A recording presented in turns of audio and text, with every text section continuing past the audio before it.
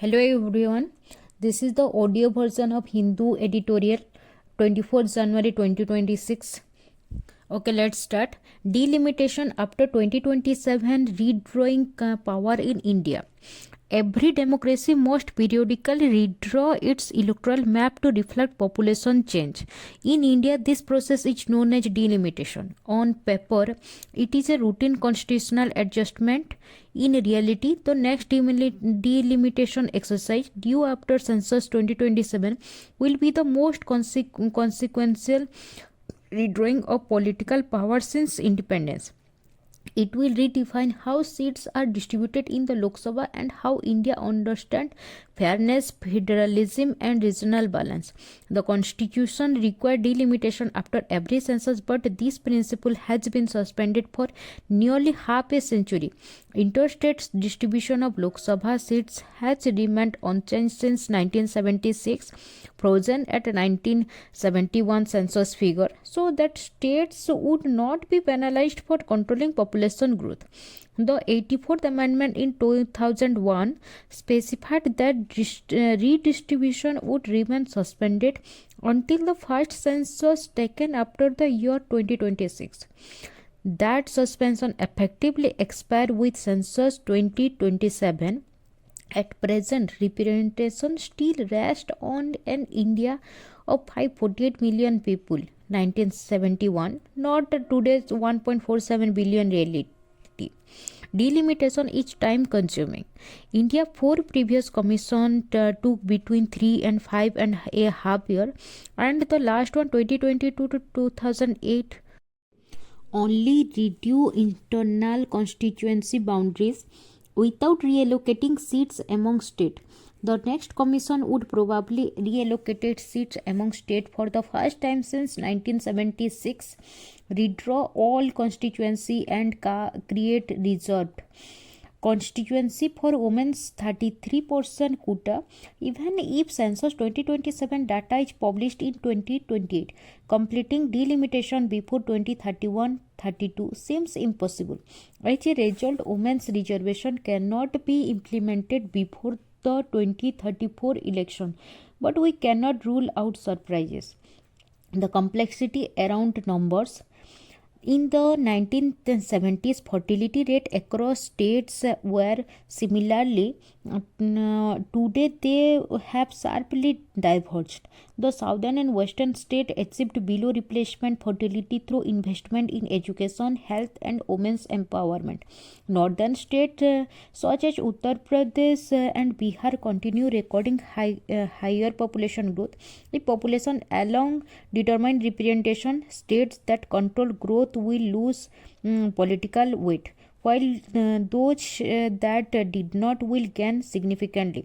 The numbers are stark. According to delimitation projection, if seats were allocated purely by population in an expanded Lok Sabha of approximately 888 members, Uttar Pradesh would rise from 80 to 151 seats and Bihar from 40 to 82, just over 26% combined. Tamil Nadu would have 53 seats from 39 and Kerala 23 from 20. Though their absolute number rise, their share in the total Lok Sabha strength would fall from 7.2% to 6% and 3.7% to 2.6% respectively, as the northern state gain disproportionately. This creates a moral paradox. Why should state be punished for good governance? For 50 years, India urged state to implement population control. Those who succeeded now stand to lose representation. The logic which forced the freeze in 1976 and 2001 is still valid. Union Home Minister Amit Shah stated in 2025 that not even one seat will be reduced for any southern state, but this promise cannot offset the imbalance if northern state gain massively, or it may require suspending constitutionally mandate redistribution together, inviting legal challenge. The arithmetic reveals a deeper complexity. Even if southern states retain their current seat number in an expanded house, their influence diminishes significantly. Parliament function on absolute numbers, not proportion. When the combined strength of UP and Bihar rises to over a quarter of the house, the bargaining power of other regions invertibly decline, despite the promise being kept technically. Option worth pondering over. There are 6 options that merit debate. First, extend the current freeze beyond 2026, delaying redistribution until fertility rate converge. This preserves current balance but Danish fast growing state fair representation a limitation concern and risks constitutional challenge under Article 14H. Unequal representation based on 50 years old data undermines the principle of equal suffrage. Second, expand the Lok Sabha from 543 to say 750 or 888 seats, ensuring that no state loses seat, some gain more. However, proportional distribution means that larger states still get bigger share, leaving southern concern unaddressed. Third, adopt a weighted formula that is 80% weight for population and 20% for development indicator such as literacy, health, sustained fertility control, analogous to how the Finance Commission use composite indicator for tax devaluation. This reward governs outcomes, not just population size. The ratio would be 70:30. Further strengthen the Rajya Sabha as a genuinely federal chamber. Earlier domicile requirement ensure that member represented the state from which they were elected. Now everyone can be elected from anywhere, weakening that link. The domicile condition must be restored. Additionally, Rajya Sabha seats remain distributed largely by population. Uttar Pradesh has 31 seats while Sikkim has 1, blunting its federal purpose. Consider adopting the American system of equal seats a state. Irrespective of size, California 39 million, Wyoming 0.5 million, both have 2 senators. An Indian model would be evolved to which would have 3 tiers: larger state 51 seats each, medium state 10 seats each, and smaller state 5 seats. Within each tier, state would have equal representation regardless of population, balancing federalism and restoring the Rajya Sabha moderating role. Fifth, bifurcate Uttar Pradesh into 3 or 4 states to neutralize its excessive weight. UP was already divided in 2000 to create Uttarakhand, and movement for Bundelkhand and Purvanchal statehood have persisted for decades. If UP project 151 seats were divided among the 4 states, about 38 seats each, no single state would dominate, making this a federalism solution, not just an administrative one.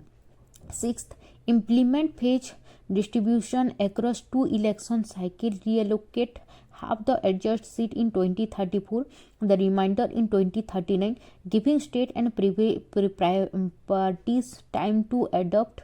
This reduces political shock while honoring the constitutional requirement.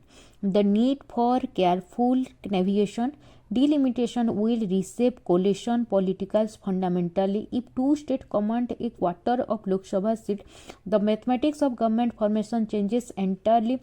Regional parties that historically provided parliamentary balance would find their leverage reduced, regardless of absolute seats number. The choice between constitutional fairness and political stability require navigating this structural tension carefully. Beyond formulas, procedure matter. The Delimitation Commission should include experts in demography, constitutional law, and federal study with meaningful state representation. Transparency, extensive public hearing, and robust oversight are essential. The next delimitation will also redraw internal constituency boundary, considering geography, administrative convenience, and scheduled caste, scheduled tribe, SC, ST representation. While the number of SC and ST reserved constituency is determined by strict population proportion, the location of specific SC constituency involve commission discretion, potentially creating the scope of manipulation. The ST formula would apply to both. Delimitation is a national milestone that will redistribute political voice and shape coordination politics for decades. Done well, it can reaffirm India unity and modernize representation. Done poorly, it can deepen distrust and injure the federal spirit.